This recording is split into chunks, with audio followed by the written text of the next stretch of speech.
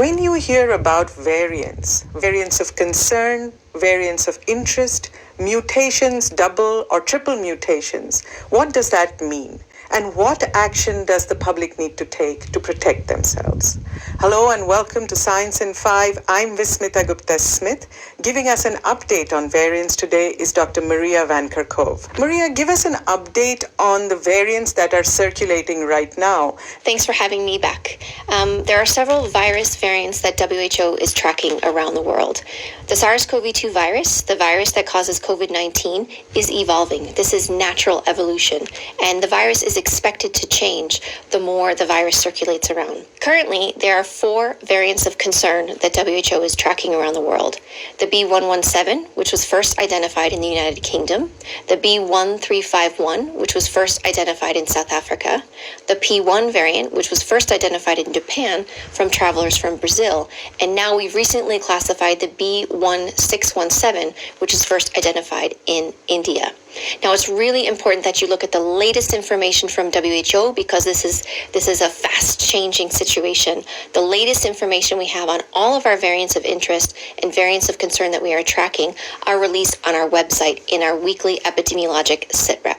Maria, how does WHO classify a variant as a variant of interest or a variant of concern?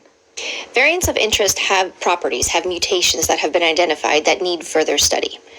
Variants of concern have demonstrated changes. For example, you may have increased transmissibility, there may be a change in disease presentation or severity, or there may be a change in our ability to control the virus with public health and social measures, or the use of diagnostics, therapeutics, and vaccines. So the recent variant of concern, the B.1.617, for example, has demonstrated increased transmissibility, and this is why this has been classified as a variant of concern. So you'll notice when I said a variant of concern, I named it by a number, for example, B.1.617, and I didn't call it a country name variant.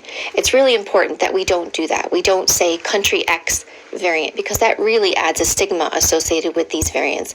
And it's important that surveillance is occurring around the world and we detect these variants very quickly. The information is shared so that it can be analyzed so that we understand the potential implications once they are identified.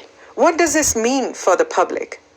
It means that we need to do everything that we can to prevent infections and reduce the spread of the SARS-CoV-2 virus, whether it's a virus variant, a variant of interest, or a variant of concern or not. The SARS-CoV-2 virus can infect us and it can spread between people. So it means take all of the measures that you can to reduce your exposure and the possibility of you getting infected.